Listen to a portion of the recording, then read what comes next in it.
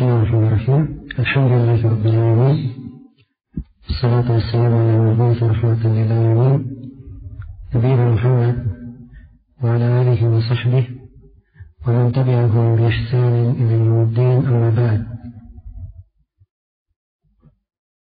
Baik, ini pembahasan yang ke-4 dari kajian kita, membahas kitab Sittatul Mawadi' min as-Sirah, 6 tempat atau 6 pelajaran akidah dari sirah Nabi Sallallahu Alaihi Wasallam, perjalanan hidup Nabi Sallallahu Alaihi Wasallam. Telah kita baca tempat yang pertama dan tempat yang kedua, disebut oleh Syekh di sini dari perjalanan hidup Nabi Sallallahu Alaihi Wasallam. Beliau terangkan di dalamnya tentang hakikat dari Islam, kemudian akidah Islam yang sebenarnya. Baik, berkata penulis rahimahullahu ta'ala, Al-Mawdi' Al-Thalith, tempat yang ketiga. Nah, kesimpulan umum dari tempat yang ketiga ini, penulis rahimahullah ingin menjelaskan hakikat agama kaum musyrikin itu apa. Iya. Di sini beliau bacakan tentang, atau beliau singgung tentang kisah Nabi Sallallahu Alaihi Wasallam membaca surah An-Najm.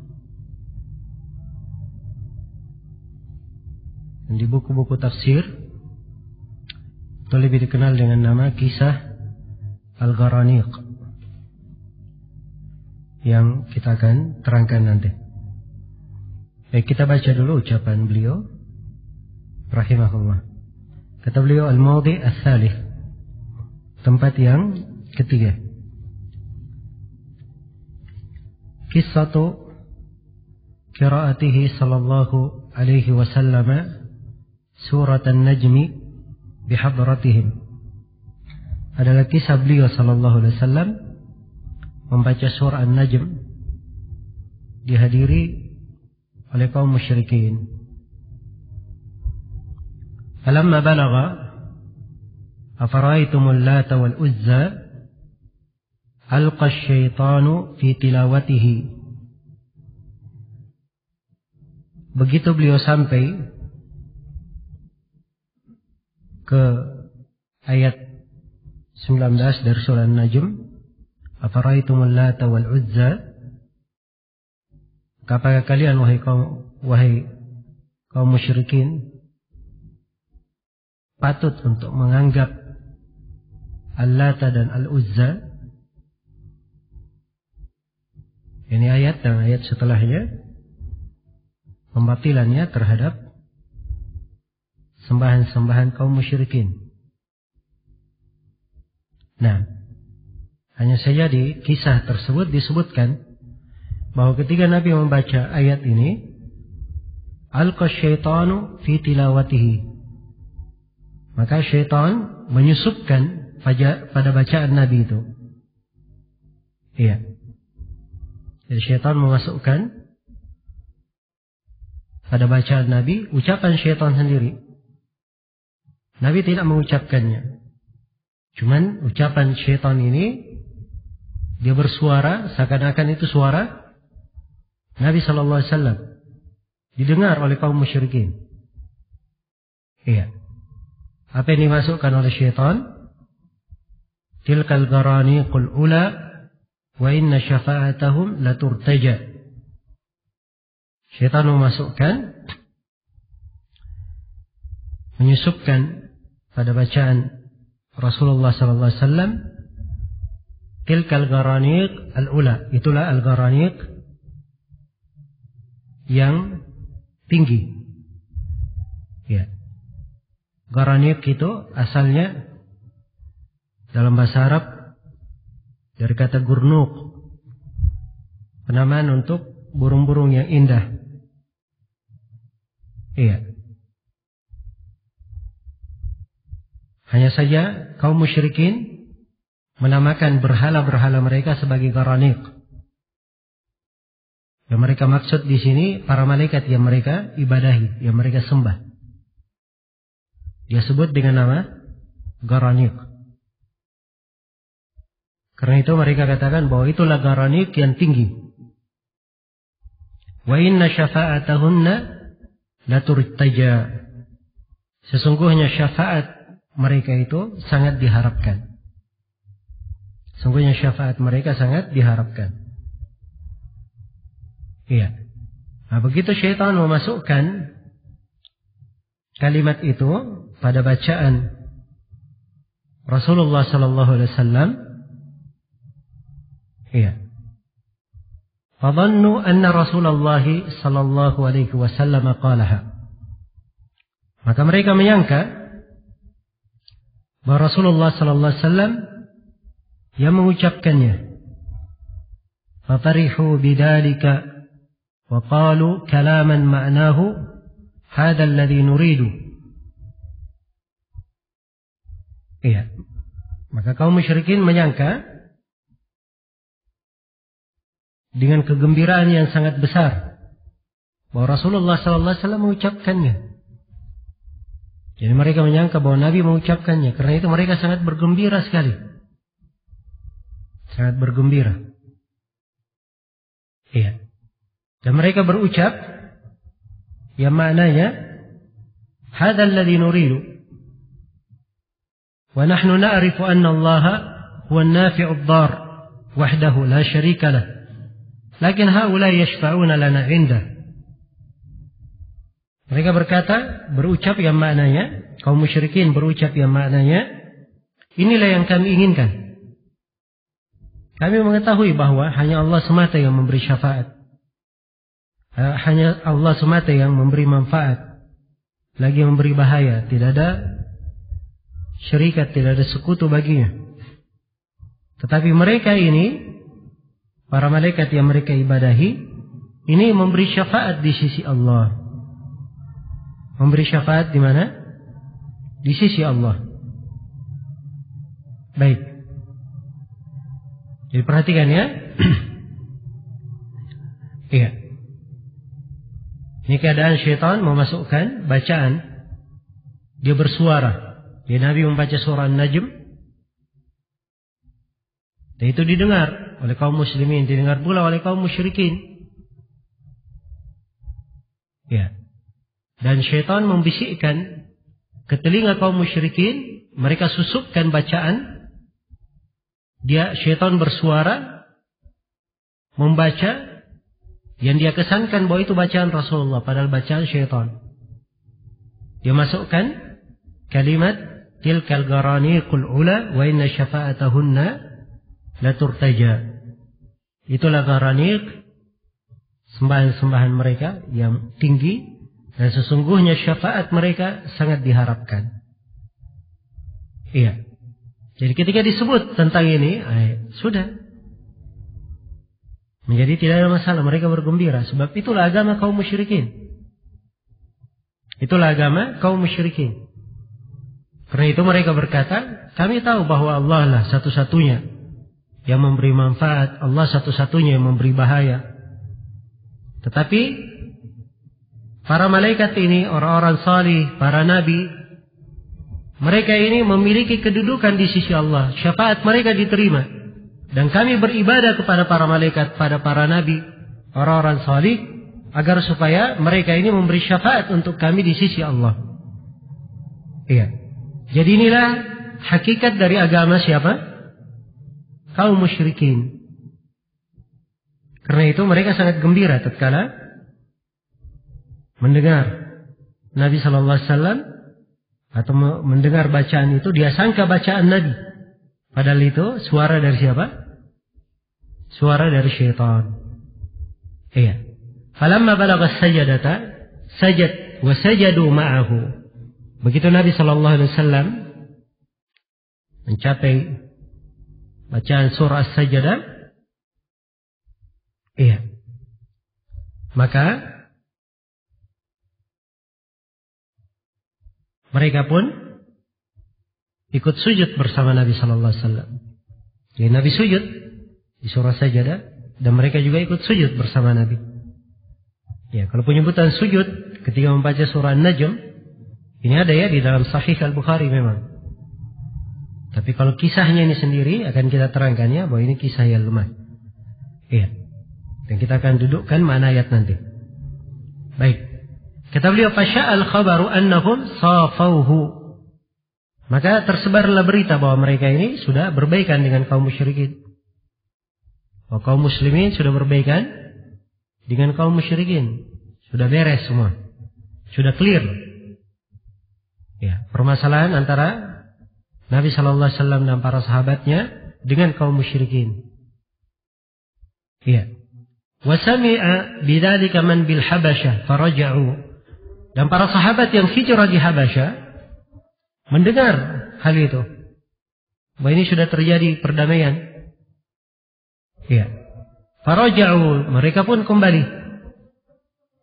Ya, falamma ankara dzalika Rasulullah sallallahu alaihi wasallam aadu ila syarrin mimma kanu alaihi. Begitu Rasulullah sallallahu alaihi wasallam mengingkari hal itu, maka mereka kaum musyrikin kembali kepada kejelekan mereka. Iya. Kejelekan yang tadinya mereka berada di atasnya, yaitu memerangi Rasulullah sallallahu alaihi wasallam dan menzalimi Nabi dan para sahabatnya. Walamma qalu lahu innaka qulta dzalika khafa min Allah khaufan 'azima. Tatkala kaum musyrikin berkata, sungguhnya engkau Nabi Muhammad mengucapkan hal itu. Mengucapkan kalimat tilkal garaniqul ula wa inna syafa'atahunna la turtaja. Maka Nabi pun takut kepada Allah dengan rasa takut yang sangat besar. Hatta anzalallahu alaihi, hingga Allah menurunkan firman-Nya, wa ma arsalna min qablika min rasulin wala nabiyyin illa idza tamanna alqa asyaitanu fi umniyatihi. Tidaklah kami mengutus sebelum engkau seorang rasul, tidak pula seorang nabi, kecuali kalau nabi ini membaca, maka syaitan akan memasukkan sesuatu di dalam bacaan mereka. Iya. Ayat di surah Al-Hajj. Nah, maka di dalam ayat ini Allah menghibur nabinya bahwa syaitan memang di antara pekerjaannya seperti itu. Iya. Di antara pekerjaannya seperti itu. Dia sering menyuarakan, membisikkan kepada wali-walinya, orang-orang yang bisa mengikutinya, apa yang membuat mereka semakin menyimpang.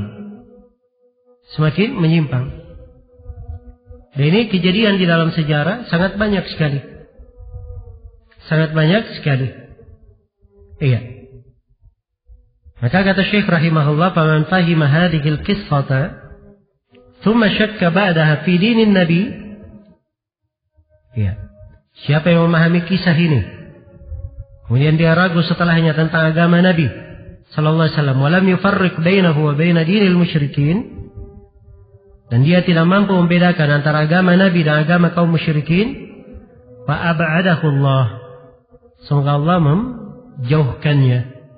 Khususan in arafa anna qaulahum tilkal qarani yuradu bihal malaikah. Apalagi kalau dia tahu bahwa ucapan kaum musyrikin tilkal qaraniq yang mereka inginkan adalah siapa? Para malaikat. Ini terjemahannya dari uraian Syekh rahimahullahu taala di sini. Tempat ketiga. Baik, saya akan rinci dan saya akan detailkan pembahasan tempat yang ketiga ini. Baik. Jadi di tempat yang ketiga ini penekanannya tentang hakikat agama kaum musyrikin. Ada beberapa pembahasan di sini. Yang pertama, kisah pembacaan Nabi sallallahu alaihi wasallam membaca surah An-Najm. Iya. Yang kita sudah baca tadi dari uraian Syekh rahimahullahu taala. Iya. Kalau beliau pernah membaca surah An-Najm, didengar oleh kaum musyrikin, kemudian beliau sujud, kaum muslimin sujud, kaum musyrikin juga ikut sujud, itu ada di dalam Sahih Al-Bukhari. Karena di akhir surah An-Najm ada ayat sajadah. Ada ayat sajadah. Iya. Baik. Kemudian pembahasan yang kedua, kisah yang disebut di sini, ini disebut dengan nama kisah Al-Gharaniq. Iya. Dia banyak disebut oleh para ulama di tafsir surah Al-Hajj. Tafsir surah Al-Hajj. Ini kisah banyak disebut di buku-buku tafsir. Hanya saja kisah ini adalah kisah yang lemah dari seluruh jalur periwayatan. Berputar antara riwayat mursal, riwayat mu'dhal, dan riwayat yang sangat lemah sekali. Iya. Antara yang paling bagus mengumpulkan jalan-jalan hadits ini dan menerangkan kelemahannya adalah Syekh Al-Albani rahimahullah. Beliau tulis satu buku khusus. Judulnya Nasbul Majaniq li Nasfi Qissatil Gharaniq. Iya. Beliau sebutkan 10 jalur periwayatan untuk kisah ini dan beliau terangkan semua dari sisi kelemahannya. Kemudian dari sisi maknanya, ya, mana yang disebut oleh Syekh di sini, ini makna yang tidak ada masalah ya, yang disebut oleh Syekh. Tapi sebagian orang kadang menyebut makna karena di sebagian jalur kisahnya, ya, syaitan memasukkan kalimat ini di bacaan Nabi. Nabi yang membacanya. Nabi yang membacanya. Bukan syaitan yang bersuara, tapi siapa? Nabi yang membaca. Itu di sebagian jalur periwayatan. Dan tentunya makna ini adalah makna yang batil. Sebab tidak mungkin Rasulullah SAW berkaitan dengan masalah wahyu itu berucap sesuatu yang bukan dari apa? Dari wahyu. Dan beliau maksum dalam hal yang terjaga. Iya. Karena itu dari sisi makna tersebut itu adalah makna yang batil. Tapi penulis di sini mengarahkan kisah kepada makna yang benar. Karena memang di tafsir ayat, kita akan tafsirkan ayatnya, menunjukkan hal yang menguatkan makna yang disebut oleh penulis. Tetapi perlu diketahui bahwa kisahnya dari asal dan dasarnya memang lemah, kisah Al-Gharaniq ini. Jelas ya? Tapi penekanan penulis adalah penekanan yang sudah benar. Maksud beliau di dalam hal ini sudah tepat, sebagaimana yang akan kita terangkan nanti. Baik.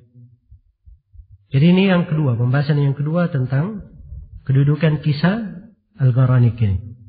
Kemudian yang ketiga, pembahasan yang ketiga tentang tafsir ayat surah Al-Hajj. Wa ma arsalna min qablika min rasulin wala nabiyyin illa idza tamanna alqa asy-syaitanu fi umniyatihi. Iya. Fayansakhullahu ma yulqi asy-syaitan thumma yuhkimullahu ayatihi wallahu alimun hakim. Tidaklah kami mengutus sebelummu, wahai Nabi Muhammad, seorang Rasul pun dan tidak seorang Nabi pun, illa kecuali idza tamanna, kalau dia tamanna. Nah, tamanna di sini bermakna tala, bermakna membaca. Iya. Bermakna membaca. Dan ini yang dimaklumi dalam bahasa Arab ya, seperti dalam firman Allah, wa minhum ummiyuna la ya'lamuna al-kitaba illa amaniya. Di antara mereka ada ummiyun. Ya. Dari ahlul kitab ada ummiyun, tidak mampu membaca, tidak mampu menulis. Mereka tidak mengenal kitab itu kecuali dengan bacaannya saja. Hanya amaniyahnya saja. Nah, ini tamanna ya, bacaan saja. Dan ucapan penyair ketika Utsman bin Affan radhiyallahu taala anhu terbunuh dibahasakan dalam satu bait syair.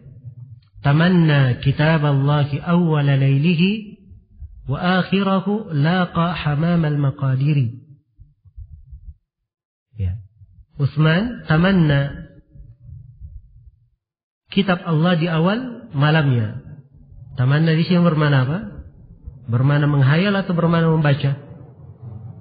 Ya, di sini bermana membaca. Jadi dia membaca kitab Allah di awal malamnya, dan di akhir malam beliau menjumpai takdir Allah. Karena beliau membaca Al-Quran di awal malam, dan di akhir malam beliau terbunuh radhiyallahu ta'ala anhu. Iya. Maka ini di dalam Al-Quran sendiri dan dalam bahasa Arab disebut bahwa tamanna bermana apa? Bermana tilawah. Iya. Bermana tilawah. Jadi mana ayat? Ya. Tidak ada seorang Rasul atau Nabi pun sebelummu, wahai Nabi Muhammad, kecuali kalau Rasul ini dia membaca, syaitan akan memasukkan di dalam bacaannya. Ayatnya umum ya. Ya. Dan ini sudah saya terangkan, kejadian banyak. Kejadian. Dan dimaklumi jin itu pandai bersuara. Kadang dia mampu berwujud manusia, berbicara. Ya. Maka pada bacaan Al-Quran kadang dia susupkan, dia bersuara di bacaan tersebut. Nah, kemudian Allah terangkan, fayansakhullahu ma yulqi syaitan. Lalu Allah menghapus apa yang disusupkan oleh syaitan itu. Tsumma yuhkimullahu ayati. Kemudian Allah mengokohkan ayat-ayatnya. Wallahu alimun hakim. Allah Maha tahu kalau syaitan menyusupkannya. Wallahu hakim. Dan Allah Maha bijaksana. Allah punya hikmah. Kenapa syaitan apa? Melakukan hal tersebut agar supaya menjadi fitnah bagi orang yang di dalam hatinya ada penyakit. Itu diantara hikmahnya akan yang disebut di kelanjutan ayat. Ya.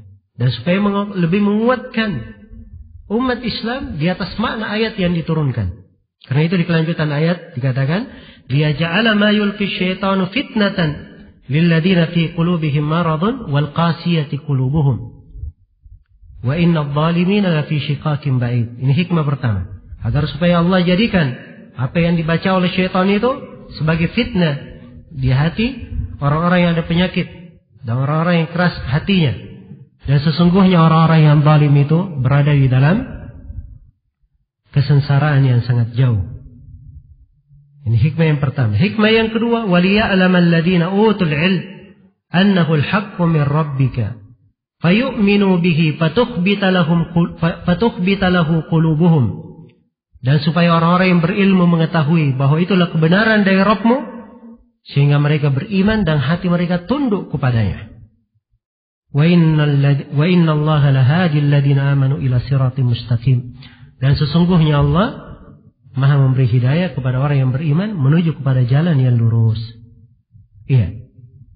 Maka tampak jelas makna dari ayat ini. Iya. Bahwa memang syaitan kadang menyusupkan ke telinga orang-orang yang mendengarkan bacaan Al-Quran sesuatu untuk apa? Membuat fitnah bagi mereka. Untuk ujian bagi mereka. Dan ini perbuatan syaitan di kalangan orang-orang beriman semakin menambah keimanan mereka. Semakin menambah mereka di atas petunjuk basirah, sehingga mereka semakin mengenal yang hak dari Allah Subhanahu wa ta'ala. Baik. Jadi mana dari ayat ya? Maknanya jelas, tapi memasukkan makna ayat ke dalam kisah Garanik. Ini tadi yang kita katakan bahwa ini tidak benar. Sebab kisahnya apa? Kisahnya adalah kisah yang lemah. Kisah yang lemah. Mungkin ada yang bertanya, kenapa Syekh memasukkan kisah yang lemah? Ya jawabannya memang kisah ini banyak disebut oleh para ulama ahli tafsir. Dan memang tidak semua para ulama sepakat bahwa kisah ini lemah. Ibnu Hajar di Fathul Bari, ya bahkan ucapan beliau mengesankan bahwa kisah ini bisa saling menguatkan. Ya, walaupun yang benarnya seperti yang disebut oleh Syekh Al-Albani rahimahullahu ta'ala. Baik, ini pembahasan yang ketiga. Iya. Kemudian pembahasan yang keempat. Baik, pembahasan yang keempat, sikap kaum musyrikin. Iya. Dari agama Nabi Sallallahu Alaihi Wasallam. Apa sikap mereka? Ya, terlihat ya dari kisah. Bagaimana kerasnya permusuhan mereka terhadap Rasulullah Sallallahu Alaihi Wasallam dan para sahabatnya. Iya. Dan bagaimana mereka itu tatkala mendengar sesuatu yang sesuai dengan hawa nafsunya, langsung melembut. Iya. Langsung melembut. Tapi begitu dia dengar hakikatnya, kembali menjadi keras. Baik. Ini pembahasan yang keempat. Yang terlihat dari kisah. Kemudian pembahasan yang kelima, dan ini pokok sebenarnya. Ya. Dan maksud pelajaran yang ingin ditunjukkan oleh Syekh rahimahullah di kisah ini adalah penjelasan tentang hakikat agama kaum musyrikin. Ya. Jadi hakikat agama mereka itu berkaitan dengan masalah syafaat. Ya. Mereka minta apa? Beribadah kepada berhala-berhala itu. Mereka beribadah kepada para malaikat, beribadah kepada para nabi, orang-orang salih, beribadah kepada pepohonan, bebatuan. Mereka tahu bahwa seluruh hal itu tidak mampu memberi bahaya, tidak mampu memberi manfaat. Mereka beribadah maksudnya apa? Untuk mendekatkan diri kepada Allah dan meminta syafaat. Itu maksud mereka ibadah. Di tatkala disebutkan kisah Garanik ini bahwa Nabi disuarakan oleh syaitan membaca bahwa para malaikat itu ya syafaat mereka diharapkan, nah, langsung melembek kaum musyrikin. Jelas ya? Langsung mereka melembek. Dan inilah hakikat agama mereka. Agama kaum musyrikin. Dan ini walaupun tidak ada kisah ini, ya, hakikat agama mereka ini diketahui di dalam Al-Quran. Ya.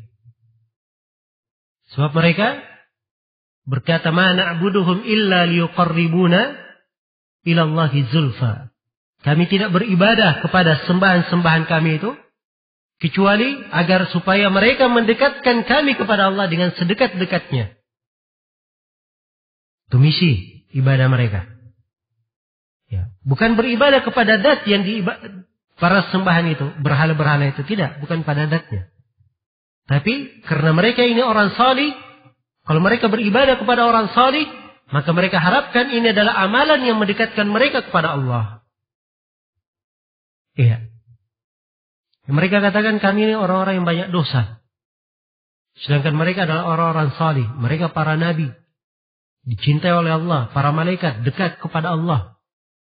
Karena itu, dengan ibadah kami kepada para nabi, para malaikat, orang-orang salih, kami harapkan itu mendekatkan kami kepada Allah. Jadi ini maksud apa? Kaum musyrikin, dan inilah agama mereka. Itulah agama mereka. Yang lainnya adalah syafaat. Mereka anggap bahwa para nabi, para malaikat, orang-orang salih itu adalah perantara-perantara yang bisa memberi bantuan untuk mereka di sisi Allah. Jadi kalau pada hari kiamat, karena dosa-dosa mereka harus masuk surga, maka mereka harapkan para nabi, para malaikat memberi bantuan untuk mereka. Mereka dijauhkan dari neraka karena banyak dosa. Ya, karena mereka banyak dosa sehingga masuk neraka, maka dengan syafaat, mereka harapkan syafaat nabi, para malaikat, mereka dikeluarkan dari apa? Dari neraka, dimasukkan ke surga. Nah, ini maksud mereka. Karena itu di ayat yang lain, mereka berkata, wa yaquluna haula'i syufa'auna indallah. Mereka berkata, itulah orang-orang yang memberi syafaat untuk kami di sisi Allah. Jelas ya? Jadi hakikat agama kaum musyrikin jelas sekali. Iya. Ini hakikat agama mereka. Karena itu tatkala syaitan memperdengarkan seakan-akan Nabi membaca bahwa syafaat mereka diharapkan, sudah, gugur sudah. Tidak ada sudah permusuhan. Mereka tidak ingkari lagi apa? Nabi menyuruh beribadah hanya kepada Allah. Ya. Berlepas dari kesyirikan. Yang penting syafaat kepada orang salih, kepada para malaikat, syafaat dari para nabi, itu ada. Sekadar ini ada, berarti sudah cukup di kalangan apa? Kaum musyrikin. Maka ini menunjukkan ini pokok dari agama mereka. Ini pokok dari agama mereka. Karena itu dalam Al-Quran, Allah sebutkan bahwa mereka punya keimanan di satu sisi, tapi musyrik di sisi lainnya. Ya. Beriman bahwa Allah mencipta, menghidupkan, memberi rezeki. Mereka beriman bahwa Allah yang diibadahi satu-satunya di masa susah. Di masa susah saja. Tidak di masa senang tidak. Iya. Ada dari sisi-sisi keimanan mereka miliki. Tapi mereka adalah musyrikin, dihitung musyrikin. Karena itu dalam Al-Quran Allah berfirman, وَمَا يُؤْمِنُ أَكْثَرُهُمْ بِاللَّهِ إِلَّا وَهُمْ مُشْرِكُونَ. Tidaklah kebanyakan mereka itu beriman kepada Allah, kecuali kebanyakan mereka adalah apa? Berbuat kesyirikan. Kebanyakan mereka berbuat kesyirikan. Baik. Maka dengan ini jelas sudah hakikat agama kaum musyrikin. Dan ini maksud utama dari Syekh rahimahullah. Beliau membawakan tempat yang ketiga ini. Kisah yang ketiga dari sejarah hidup Nabi Sallallahu Alaihi Wasallam di sini. Supaya kita paham apa agama kaum musyrikin itu. Iya. Jangan seperti sebagian orang di masa ini. Kalau ada yang ke kubur dia bertawassul. Minta kepada penghuni kubur. Oh enggak apa-apa. Itu dari amalan soleh. Iya.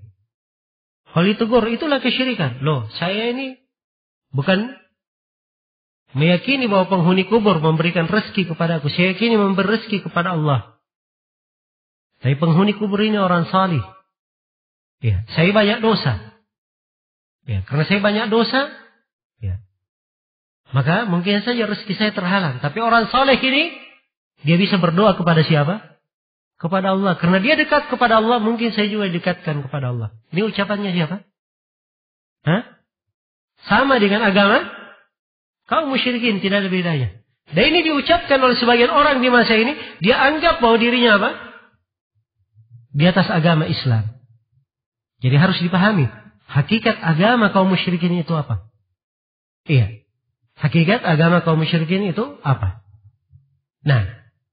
Kemudian terakhir di sini. Syekh rahimahullah menegaskan wajibnya untuk membedakan antara agama Nabi SAW dan agama kaum musyrikin.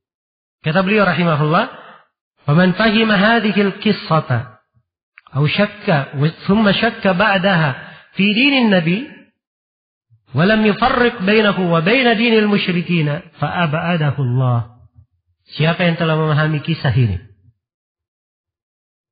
setelah itu dia ragu tentang agama Nabi, ya, dan dia tidak mampu bedakan antara agama Nabi dan agama kaum musyrikin, maka semoga Allah menjauhkan dia. Iya.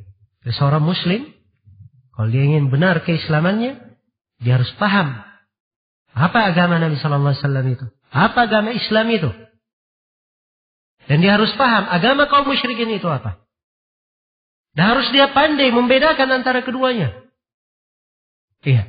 Dan itulah furqan bagi seorang hamba. Karena Al-Quran adalah apa? Furqan. Tabarakalladzi nazzala al-furqana. Segala puji hanya untuk Allah yang menurunkan al-furqan, Al-Quran. Dan Nabi itu furqan. Pembeda beliau. Kata beliau, wa Muhammadun farqun bainan nas. Dan Nabi Muhammad itu memecah manusia. Beliau bedakan antara agama Islam dan agama kaum musyrikin. Dipecah antara kafir dan muslim, beda.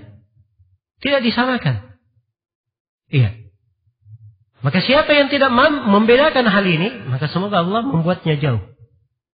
Apalagi kalau dia tahu, khususan in arafa anna qawlahum tilkal gharanik yuradu bihal malaika. Apalagi kalau dia tahu bahwa ucapan mereka ini tilkal gharanik, yang dimaksud adalah apa? Para malaikat. Perhatikan, dari seluruh berhala mereka bukan yang lainnya, tapi yang mereka ibadahi yang dimaksud adalah apa? Para malaikat. Iya. Jadi ini memperkecil lingkup. Ya. Sebagian orang kalau ditegur ke kuburan, kenapa kalian berbuat kesyirikan di sini? Katanya saya ini tidak berbuat kesyirikan. Ya. Loh, kaum musyrikin di masa Nabi kan seperti itu. Siapa bilang? Kaum musyrikin di masa Nabi mereka menyembah patung. menyembah bebatuan, menyembah pepohonan. Saya tidak. Ya. Saya hanya berdoa di kuburan. Terus apa yang kamu lakukan di kuburan? Oh, saya hanya mendatangi kuburan orang saleh, bukan kuburan yang lain. Orang saleh ini, dia dekat kepada Allah. Kalau saya berdoa kepadanya, saya bisa disambung kepada Allah. Ini agamanya siapa? Inilah agama kaum musyrikin. Persis. Ya. Tapi banyak orang yang tidak paham. Islam itu apa? Agama kaum musyrikin itu apa? Ya. Jadi miskin dia sangka datang ke kuburan seperti itu, dia sangka dirinya di atas agama Islam. Dan dia sangka itu bukan kesyirikan. Karena dia tidak paham agama kaum musyrikin itu sebenarnya apa. Iya. Maka dengan ini, dengan tempat yang ketiga ini sangat indah sekali ya, dan jelas sekali menerangkan kepada kita hakikat agama kaum musyrikin itu apa. Iya. Baik, selesai sudah tempat yang ketiga. Kemudian penulis rahimahullah berpindah kepada tempat yang keempat. Iya, dibaca dulu.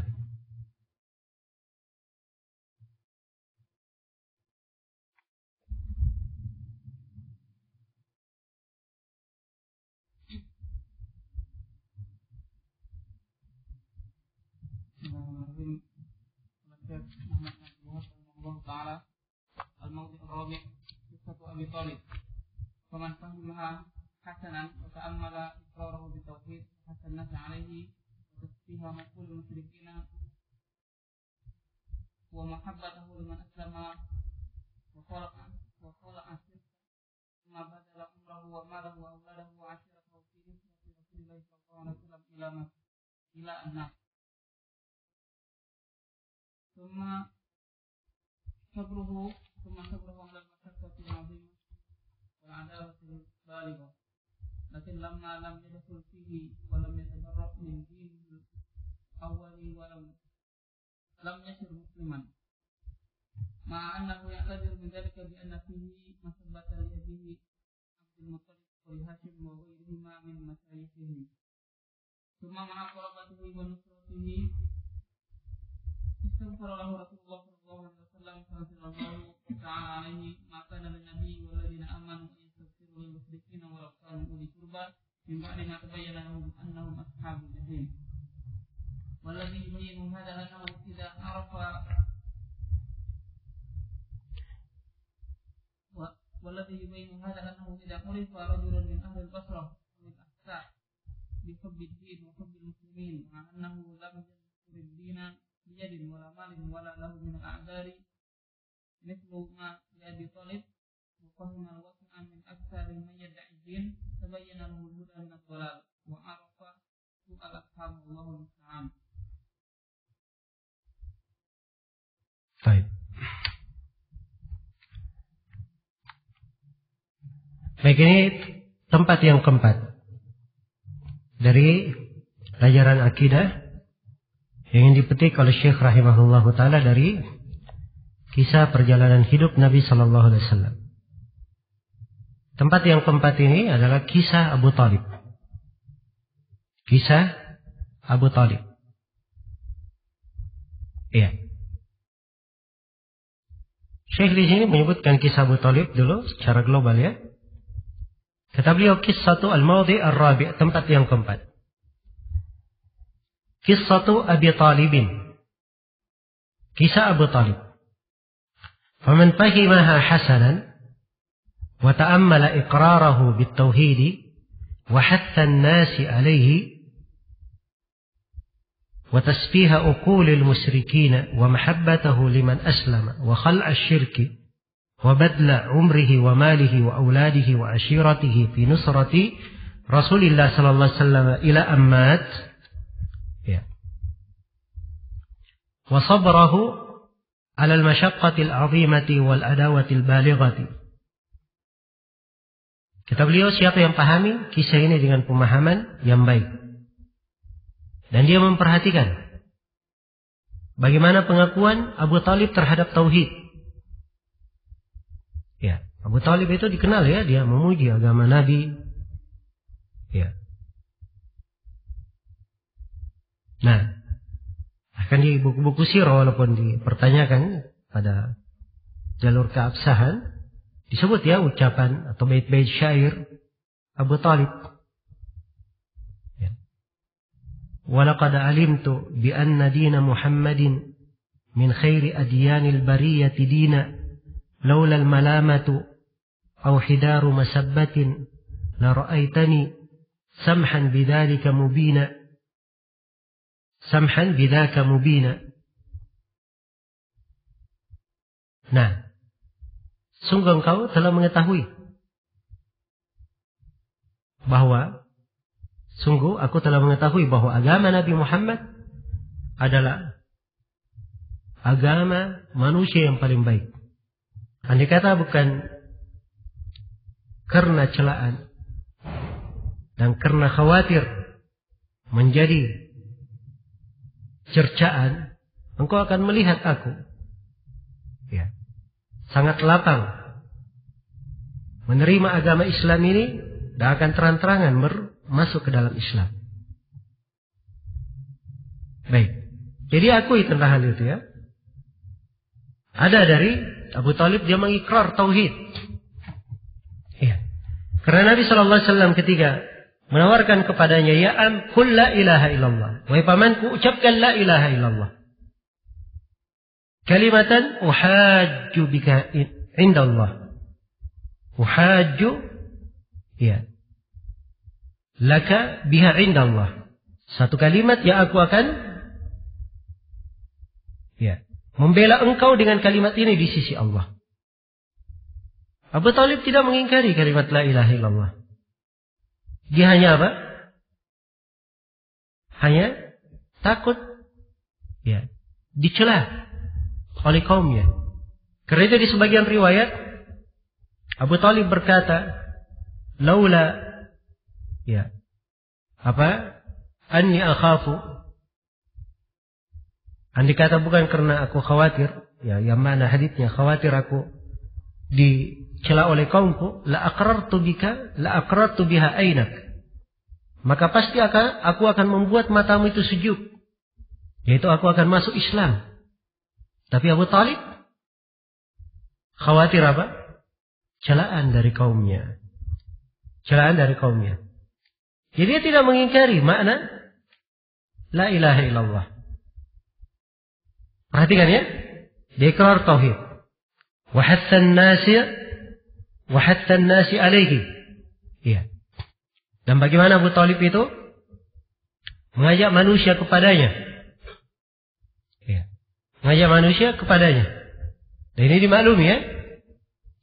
Wa tasfiha uqulil musyrikin. Dan Abu Talib sendiri ya, membodohkan akal-akal kaum musyrikin. Ya, karena itu dia mencela kaum musyrikin tidak mengikuti Rasulullah sallallahu alaihi wasallam. Wa mahabbatahu liman aslama.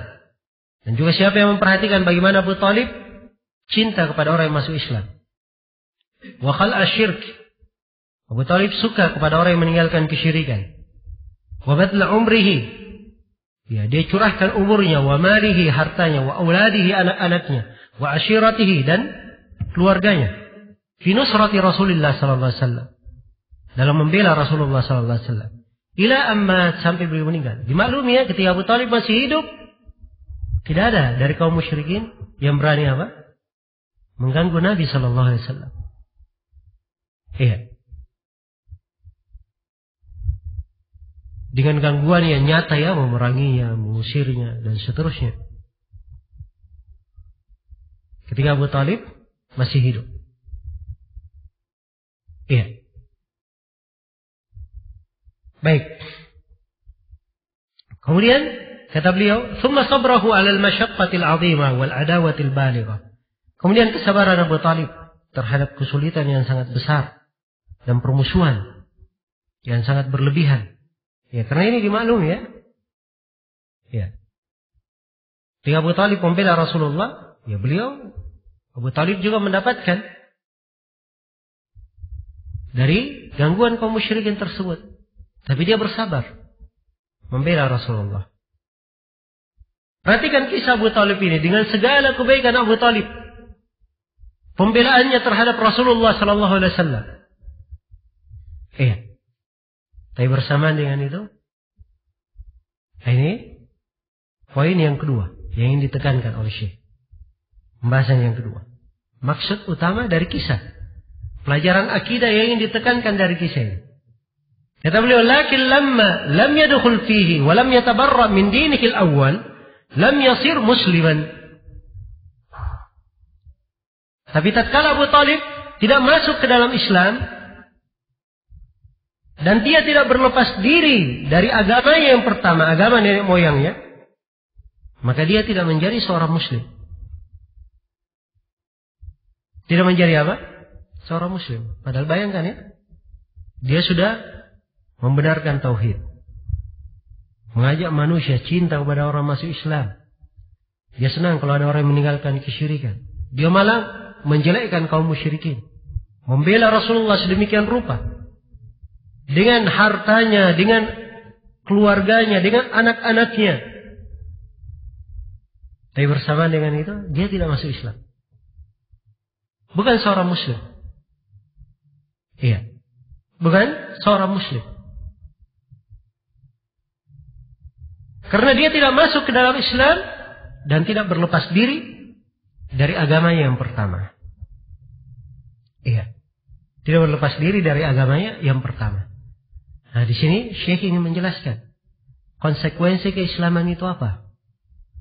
Nah, ini maksud utama beliau. Ingin menerangkan kisah Abu Talib ini.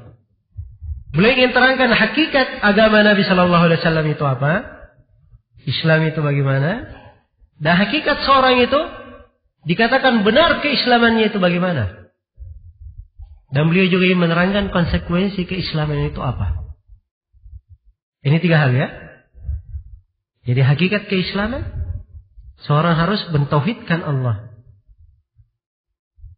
meninggalkan segala kesyirikan, masuk ke dalam Islam itu secara sempurna, dan meninggalkan apa? Meninggalkan dan berlepas diri dari segala bentuk kesyirikan dan orang-orang yang berbuat kesyirikan. Ini hakikat keislaman. Konsekuensinya, perhatikan, kesabaran dalam membela Islam, kesabaran di dalam membela tauhid, kesabaran di dalam meninggalkan kesyirikan, berkorban dengan harta, dengan jiwa, dengan segala yang dimiliki untuk keislaman. Ini konsekuensinya. Jadi harus terkumpul seluruh hal ini, barulah seorang dikatakan apa? Muslim. Kalau dia seperti Abu Talib saja, iya, punya pembelaan, mengetahui tauhid, cinta kepada tauhid, banyak pengorbanan, tapi dia tidak masuk dalam Islam, tidak berlepas diri dari agama kaum musyrikin, maka ini tidak dihitung ke dalam apa? Ke dalam Islam, tidak masuk dalam Islam. Jelas ya? Padahal perhatikan, Syekh di sini mengingatkan satu poin. Ini pembahasan yang ketiga. Beliau ingatkan apa alasan Abu Talib tidak masuk ke dalam Islam. Ya. Dan dari alasan ini harus dipahami. Sebab ini poin penekanan juga dari Syekh rahimahullah. Ya, seorang harus bedakan bagaimana keislaman itu, konsekuensi keislaman. Kata beliau, ma'annahu ya'tadiru min dhalika bi anna fihi masabbatan li abihi Abdul Muttalib wa li Hashim wa ghairihi min masyayikhihim. Iya. Padahal Abu Talib ini beralasan tentang penolakannya bahwa dalam hal memeluk Islam itu adalah celaan kepada ayahnya, yakni Abdul Muttalib. Celaan terhadap kakeknya Hashim dan nenek moyangnya yang lain. Iya. Jadi dia sekarang tidak mau menerima Islam. Apa alasannya? Takut nenek moyangnya apa? Dicela. Karena itu bahasa Abdullah bin Umayyah dan Abu Jahal, atarghabu an millati Abdul Muttalib? Apakah kamu benci kepada agama Abdul Muttalib, ayahmu sendiri? Iya. Jelas ya? Jadi dia khawatir akan hal ini, karena itu dia tidak masuk Islam. Yang lainnya dia benarkan. Maka ini poin yang sangat penting sekali. Harus dipahami bahwa seorang muslim yang benar keislamannya, tidak boleh ada udur-udur yang seperti ini. Tidak boleh ada udur yang seperti ini. Oh, dia tinggalkan keislaman karena dia khawatir nanti nenek moyangnya dicela, keluarganya direndahkan, dihinakan. Ya, itu bukan dari keislaman. Bahkan dari konsekuensi keislaman, seorang muslim harus bangga dengan keislamannya. Iya. Dia tidak dengan orang kafir. Iya. Dia muslim. Dia bangga mengatakan bahwa dirinya muslim. Harus beda dia antara muslim dan apa? Kaum kufar. Jelas ya? Nah, dari pokok di dalam keislaman. Tidak ada udzur dalam hal ini. Kecuali di kondisi darurat saja. Kalau seperti Ammar bin Yasir misalnya. Dia sudah saksikan ayahnya dibunuh, ibunya dibunuh. Sisa giliran dia dibunuh. Nah, ini darurat namanya. Dia mengucapkan kekafiran untuk apa? Menyelamatkan dirinya. Iya. Dan ini di kondisi darurat, hatinya tenang dengan keimanan, dimaafkan. Illa man ukriha wa qalbuhu mutmainnun bil iman. Kecuali orang yang terpaksa dan hatinya tenang dengan keimanan. Tapi orang yang tidak punya udzur kayak Abu Thalib, apa udzurnya? Dia membesar di tengah kaumnya. Iya. Malah itu cuma sangkaannya saja. Malah kalau dia masuk ke dalam Islam, itu mungkin akan berefek baik untuk orang-orang yang di belakangnya, dari kaumnya yang akan mengikutinya. Iya. Demikian pula seorang muslim, oh saya takut. Kalau saya tegas masuk Islam, nanti ayahku marah, ibuku marah. Ya. Keluargaku semuanya akan memboikot aku. Hanya karena alasan ini dia tidak mengucapkan keislamannya. Nah ini tentunya sama kondisinya dengan apa? Dengan Abu Thalib. Ya, karena itu ya, harus dipahami bagaimana keislaman itu. Bagaimana konsekuensinya. Ini penegasannya dari Syekh. Dan ini pembahasan yang ketiga. Pembahasan yang keempat, ya, disebutkan di sini larangan Allah Subhanahu wa taala memohonkan ampun untuk Abu Thalib. Kata beliau, "Tsumma ma'a qarabatihi wa nusratihi istaghfara lahu Rasulullah sallallahu alaihi wasallam. Fa anzalallahu ta'ala alaihi ma kana lin-nabiyyi wal ladzina amanu ay yastaghfiru lil musyrikeen walau kanu uli qurba min ba'di ma tabayyana lahum annahum ashabul jahim." Kata Syekh rahimahullah, kemudian ya, karena kekerabatan dan pertolongan Abu Thalib kepada Rasulullah sallallahu alaihi wasallam, Rasulullah memohonkan ampun untuk Abu Thalib. Namun Allah menurunkan firman-Nya kepada Nabi sallallahu alaihi wasallam, teguran terhadap beliau. Maka lin nabi wal ladzina amanu ay yastaghfiru lil musyrikeen walau kanu uli qurba min ba'di ma tabayyana lahum annahum ashabul jahim. Tidaklah patut bagi nabi, juga tidak patut bagi orang-orang yang beriman memohonkan ampun kepada Allah bagi orang-orang musyrik. Iya. Walaupun orang-orang musyrik itu adalah kerabatnya sendiri. Tidak pantas dia memohonkan ampun setelah tampak jelas bahwa mereka ini adalah penghuni apa? Neraka jahim. Ya, kalau dia masih hidup, dia doakan misalnya ampun untuk pamannya supaya dia masuk Islam, itu nggak ada masalah. Tapi ini sudah mati. Mati di atas apa? Kekafiran. Jelas dia adalah penghuni apa? Penghuni neraka. Maka tidak pantas dimohonkan ampun. Jelas ya? Jadi ayat ini turun menegur Nabi Sallallahu Alaihi Wasallam. Ya. Jadi penegasan bahwa tidak akan ada manfaatnya amalan apapun yang dilakukan oleh manusia. Ya, bagaimanapun dia membela Islam, membantu Islam, kalau dia tidak masuk di dalam Islam dan dia tidak berlepas dari agama kaum musyrikin, maka itu tidak akan memberikan manfaat untuknya. Ya, inilah pelajaran tauhid yang ingin ditegaskan oleh Syekh rahimahullahu taala di sini dari kisah Abu Thalib. Iya. Kemudian saya perlu ingatkan juga bahwa di kisah Abu Thalib ini banyak pelajaran lain ya. Banyak pelajaran lain. Terdapat di dalam kisah Abu Thalib kewajiban berkawan dengan orang-orang yang salih, orang-orang yang baik.